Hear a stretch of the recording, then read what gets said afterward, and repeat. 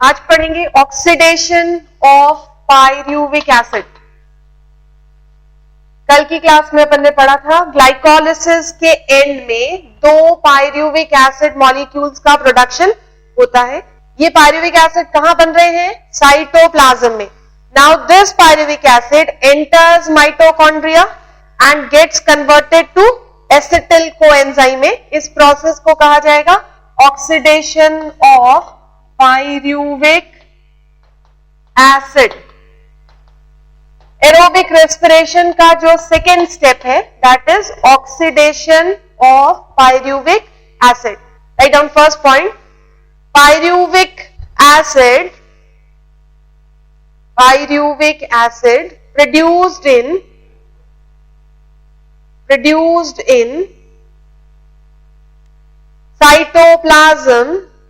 produced in cytoplasm enters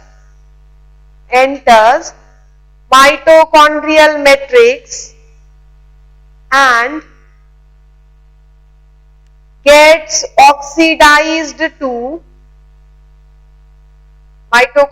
matrix and gets oxidized to acetyl coenzyme A.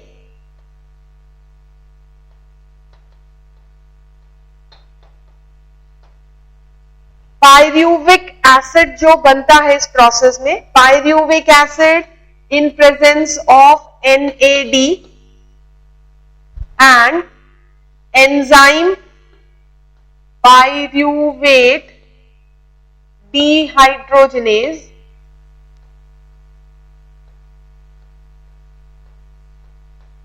Enzyme जो use हो रहा है ये पायरुवेट डिहाइड्रोजनेज। सबसे पहले पायरुविक एसिड NAD और COA मतलब कोएंजाइम A के प्रेजेंस में, ये जो एंजाइम है पायरुवेट डिहाइड्रोजनेज, ये कॉम्प्लेक्स एंजाइम है जिसमें फैक्टर्स प्रेजेंट होते हैं TPP, lipoic acid and magnesium. ये तीन मिलकर एक कॉम्प्लेक्स एंजाइम बनाते हैं जिसका नाम है pyruvate dehydrogenase. Now this dehydrogenase enzyme converts pyruvic acid into acetyl coenzyme A. Pyruvic acid से एक कार्बन डाइऑक्साइड निकलता है। पायरुविक एसिड 3 कार्बन कंपाउंड है। This is 3 carbon compound. 1 CO2 is liberated and 2 carbon acetyl coenzyme A का formation होता है। एक hydrogen liberate होगा, that is accepted by hydrogen carrier NAD which forms NADH2. So इस पूरे प्रोसेस में equation में क्या हुआ? 3 carbon pyruvic acid gets oxidized to 2 carbon acetyl coenzyme A. 1 CO2 is liberated, 1 hydrogen is liberated. इस पूरे process में एक कॉम्प्लेक्स एंजाइम की जरूरत होती है। क्या है complex enzyme? Pyruvate dehydrogenase which requires TPP. TPP is thiamine pyrophosphate.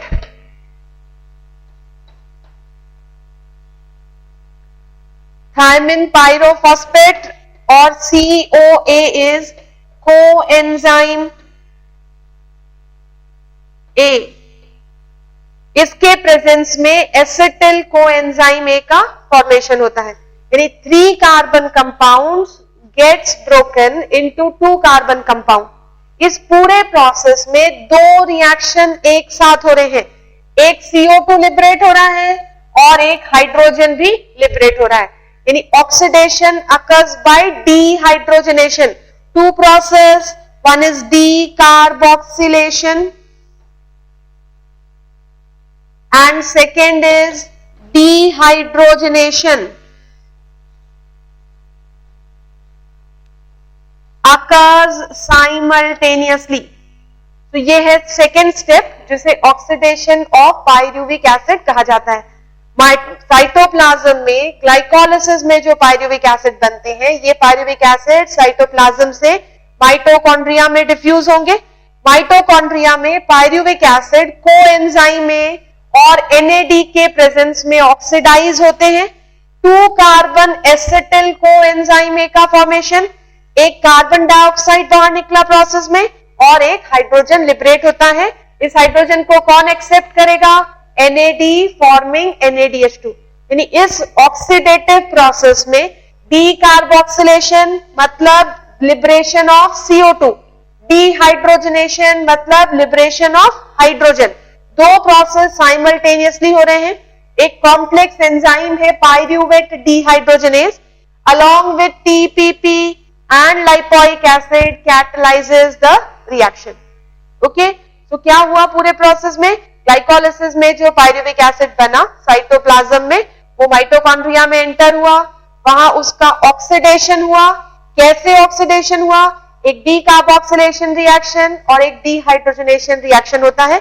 CO2 भी लिबरेट हुआ और NADH2 का प्रोडक्शन भी हुआ एंड एसिटिल कोएंजाइम A का फॉर्मेशन होता है।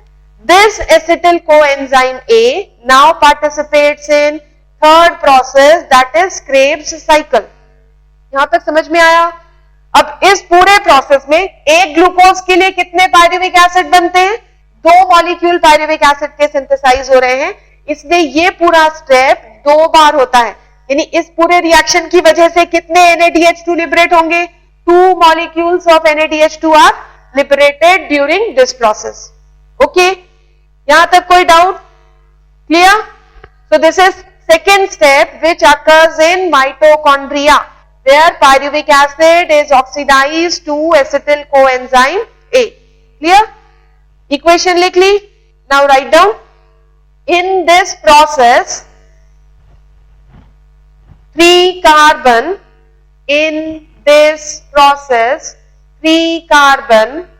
pyruvic acid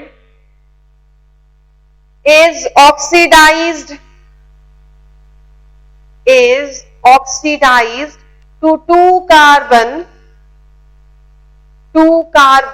acetyl coenzyme A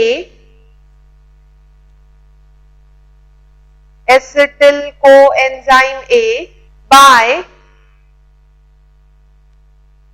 decarboxylation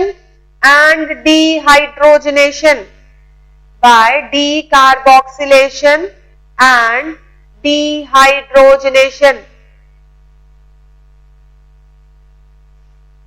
So इस पूरे प्रोसेस में डीकार्बोक्सिलेशन और डिहाइड्रोजनेशन साइमल्टेनियसली आकर करता है। ठीक है? Now third step will be Krebs cycle.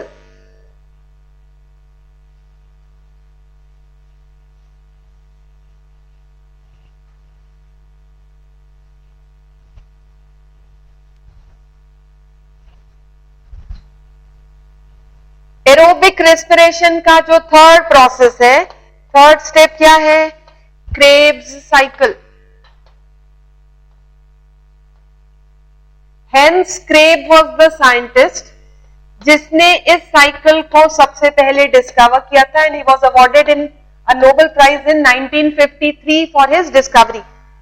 Acetyl coenzyme में माइटोकॉन्ड्रिया के मैट्रिक्स में एंटर होते हैं और वो क्रेब्स साइकिल में पार्टिसिपेट करते हैं।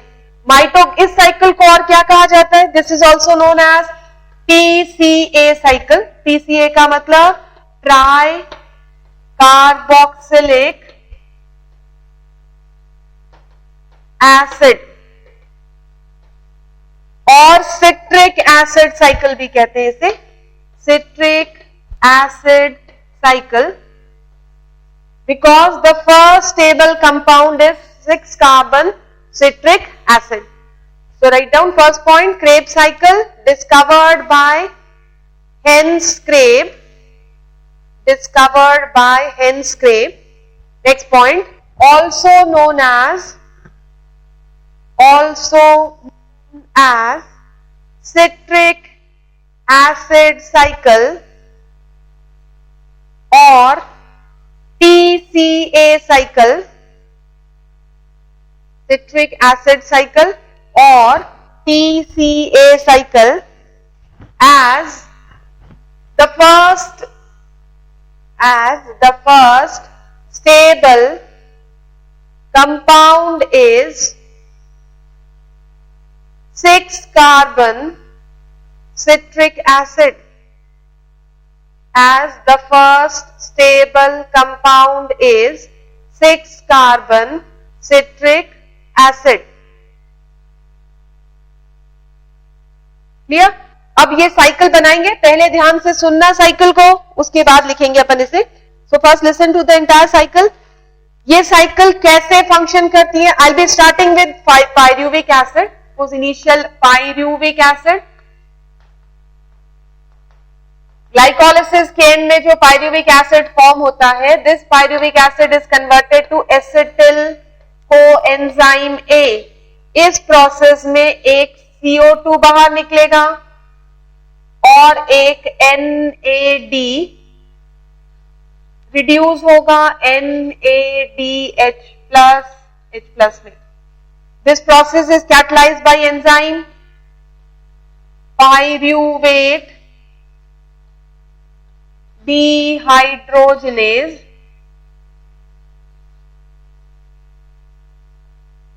TPP and lipoic acid. ये पहला प्रोसेस. अब ये जो एसिटिल कोएंजाइम ए फॉर्म होता है, ये एसिटिल कोएंजाइम ए क्रेब्स साइकिल में एंटर करता है. कैसे एंटर करेगा? This acetyl coenzyme A reacts with oxalo acetic acid and water. एक वाटर मॉलिक्यूल यूज होगा. ऑक्सालो एसिटिक एसिड, वाटर और एसिटिल कोएंजाइम के बीच एक रिएक्शन होता है.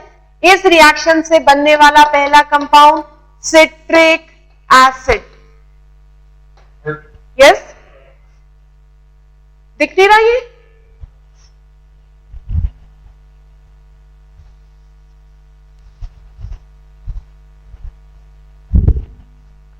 This is oxalo. हाँ, ऊपर वाला रिएक्शन लिख लिया अपन ने. Pyruvic acid is converted to acetyl coenzyme में. क्या एंजाइम्स इन्वॉल्व होंगे? Pyruvate dehydrogenase,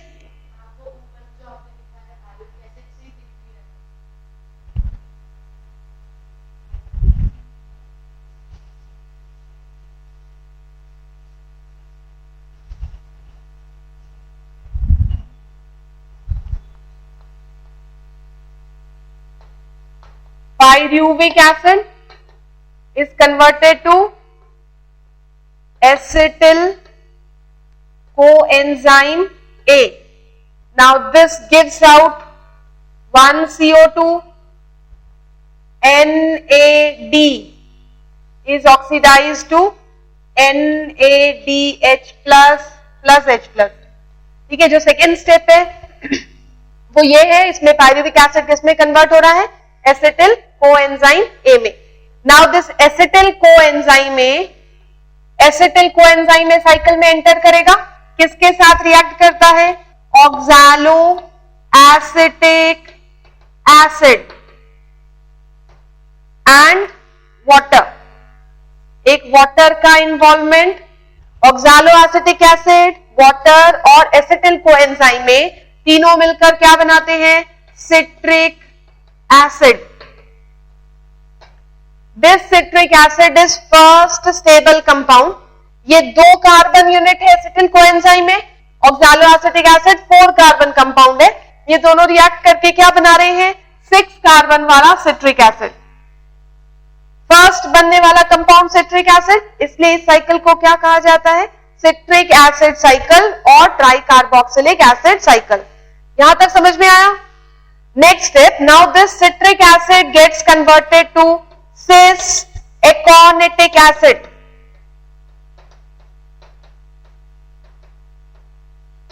citric acid convert हो रहा है cis aconitic एसिड में, और ये cis aconitic एसिड कन्वर्ट होता है आइसो सिट्रिक एसिड. किसमें कन्वर्शन हुआ? ये एक इंटरमीडिएट स्टेप है.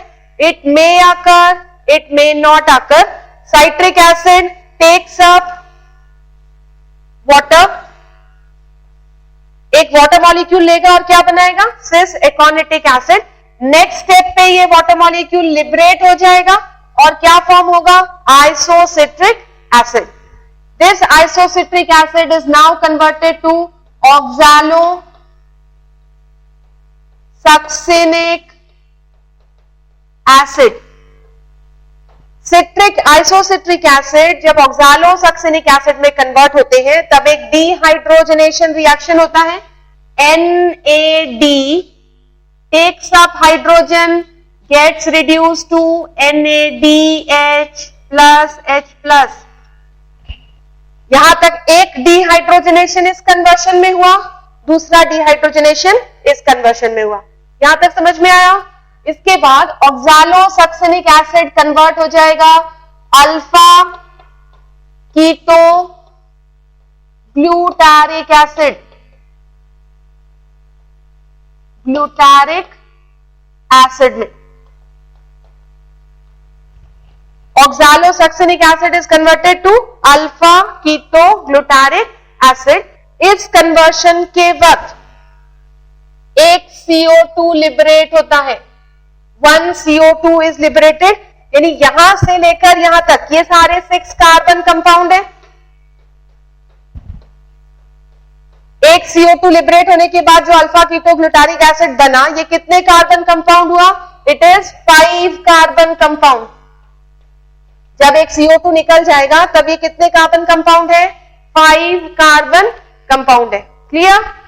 Now alpha keto glutaric acid is converted to succinyl coenzyme A।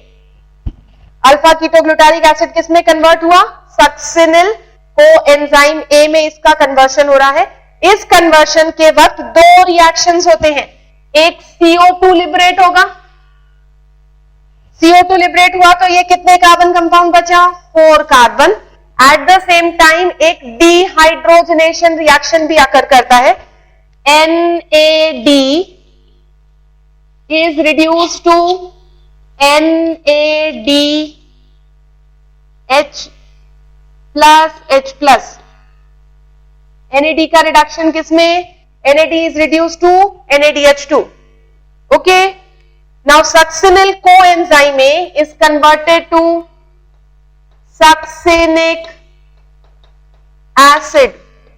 Succinyl coenzyme में किसमें कन्वर्ट हुआ, सक्सिनिक एसिड में। इस कन्वर्शन के वक्त एक वाटर मॉलिक्यूल यूज होगा, 1H2O इज यूटिलाइज्ड एंड एक GDP guanosine diphosphate is converted to GTP। ये GTP ATP के इक्विवेलेंट होता है। जब अपन काउंट करेंगे इस साइकिल में कितने ATP का फॉर्मेशन हुआ तो इस GTP को एक ATP की तरह काउंट किया जाएगा। ये एडेनोसाइन ट्राइफॉस्फेट है, guanosine triphosphate. Energy point of view से दोनों इक्वल होते हैं। ठीक है। Now succinic acid is converted to fumaric acid. Succinic acid convert होगा फ्यूमेरिक एसिड में। इस कन्वर्शन के वक्त एक FAD रिड्यूस होगा FADH2 में।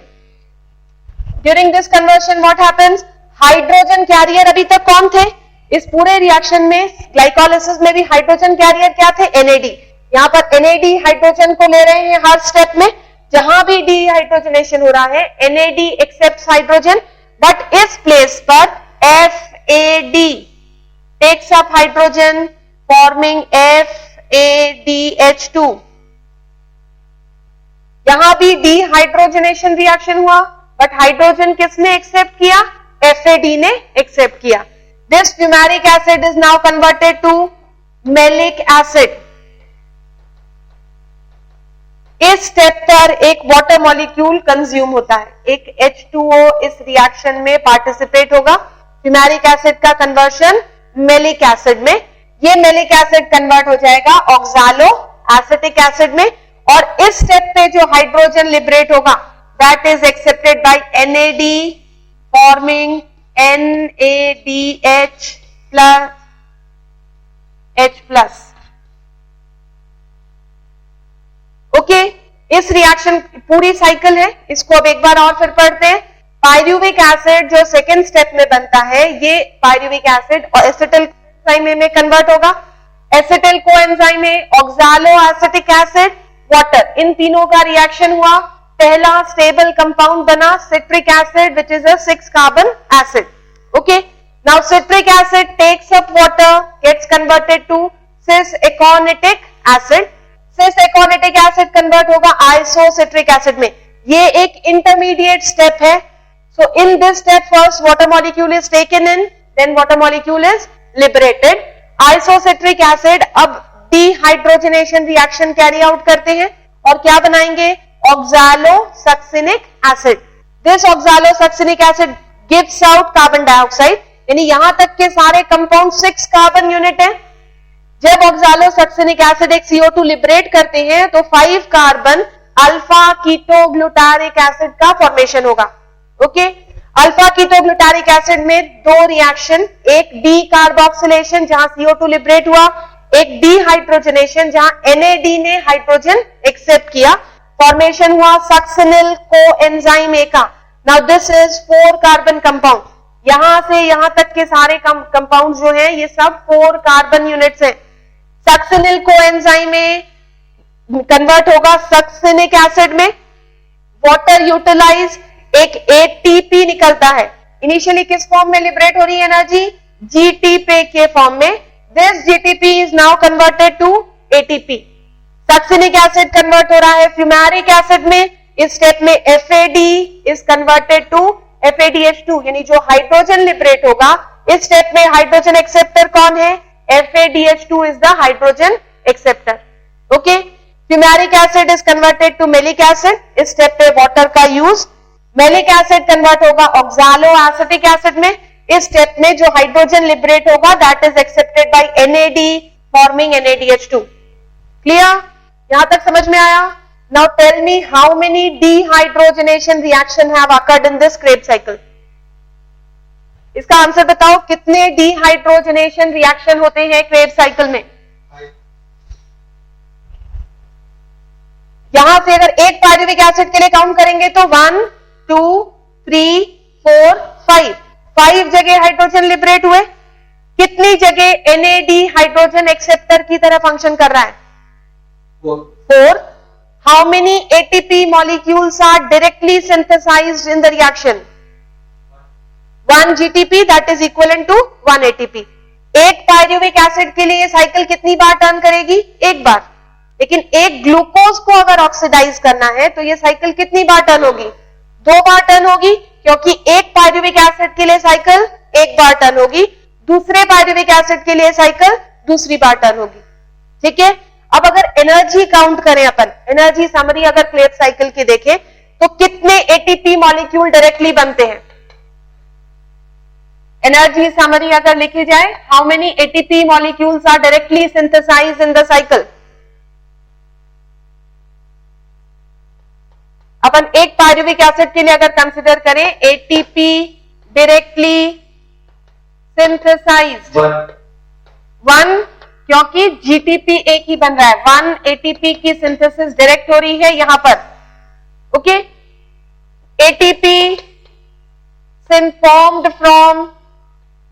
formed by NADH2। एक NADH2 ETS के थ्रू कितने ATP सिंथेसाइज करेगा? 3 ATP। यहां कितने NADH2 बन रहे हैं? 1 2 3 4 4 बन रहे हैं। 4 NADH2 बने इस पूरे प्रोसेस में। 1 2 3 4, सो 4 into 3 कितने ATP हुए?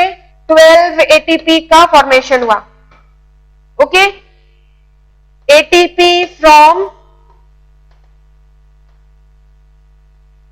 formed by FADH2. How many FADH2 are synthesized? 1. जैसे NADH2 ETS के थ्रू 3 ATP बनाता है, वैसे ही FADH2 ETS के थ्रू 2 ATPs बनाते हैं। तो 1 into 2 equals to 2 ATP.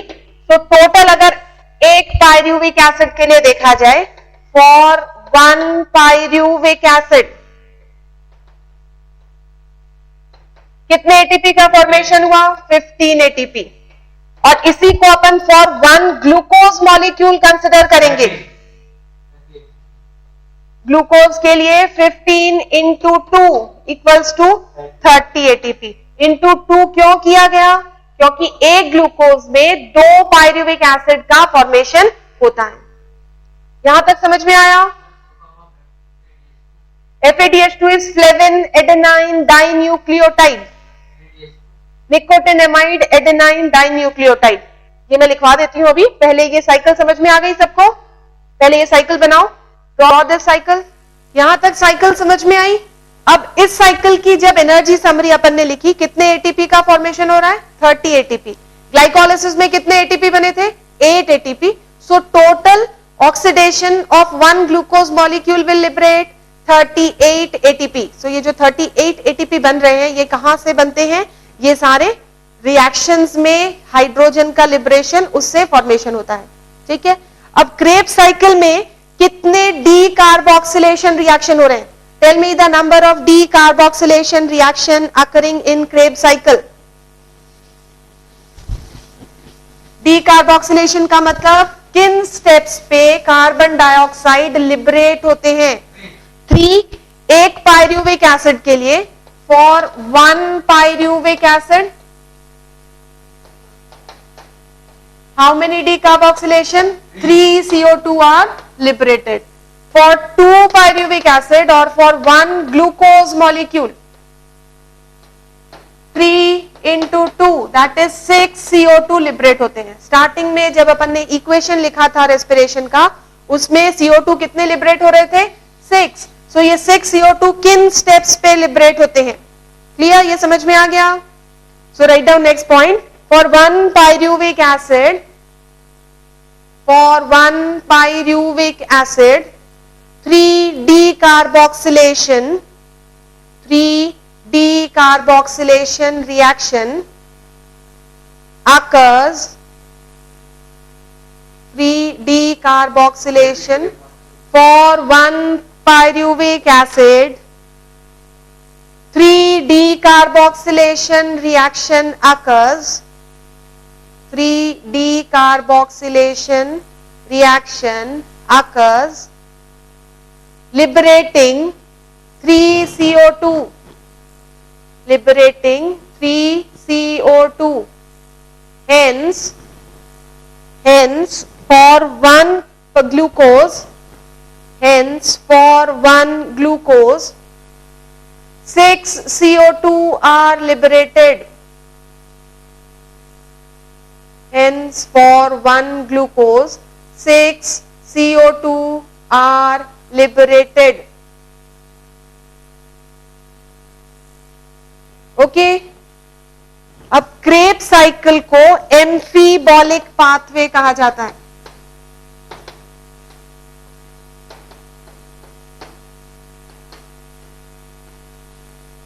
दो तरह के प्रोसेस होते हैं। एक है एनाबॉलिक, जिसमें सब्सटेंस का फॉर्मेशन हो, जैसे फोटोसिंथेसिस एक एनाबॉलिक प्रोसेस है। दूसरा प्रोसेस होता है कैटाबॉलिक, जिसमें ब्रेकडाउन मैकेनिज्म होती है। यहां पर क्रेब्स साइकिल को एम्फीबॉलिक पाथवे कहा जाता है, क्योंकि इसमें फॉर्मेशन और ब्रेकडाउन दोनों हो रहा है। क्रेब्स साइकिल में क्या बन रहा है? एनर्जी या एटीपी का फॉर्मेशन, ब्रेकडाउन हो रहा है कंपाउंड्स का। एट द सेम टाइम ये जो इंटरमीडिएट्स बनते हैं, जैसे अल्फा कीटोग्लूटारिक एसिड है, मेलिक एसिड है, ये सारे दूसरे प्रोसेस में यूज किए जाते हैं। Krebs cycle produces 2 things, energy का प्रोडक्शन, इंटरमीडिएट कंपाउंड्स का प्रोडक्शन। ब्रेकडाउन में डिहाइड्रोजनेशन रिएक्शन हो रहे हैं, जिससे एनर्जी का प्रोडक्शन, यानी catabolism and anabolism goes on simultaneously. Breakdown और कंस्ट्रक्शन दोनों एक साथ होते हैं, इसलिए क्रेब्स साइकिल को क्या कहा जाता है? एम्फीबॉलिक पाथवे कहा जाता है। Okay, right down next point. Krebs cycle is also known as amphibolic is also known as amphibolic pathway as catabolism and